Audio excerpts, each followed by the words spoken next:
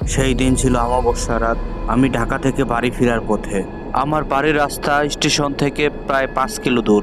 আমি ট্রেন থেকে নামার পর দেখি ঝিমঝিম করে বৃষ্টি হচ্ছে। তখন রাত 2টা 30 মিনিট। স্টেশনে গাড়িটা অনেক লেট করে পৌঁছায়। এত রাত হয়েছে। সাধারণত আমার মনে ভয়ভীতিটা খুব কম থাকে। স্টেশন থেকে বাইর হয়ে দেখি কোনো গাড়ি নেই। পেটে অনেক খিদা।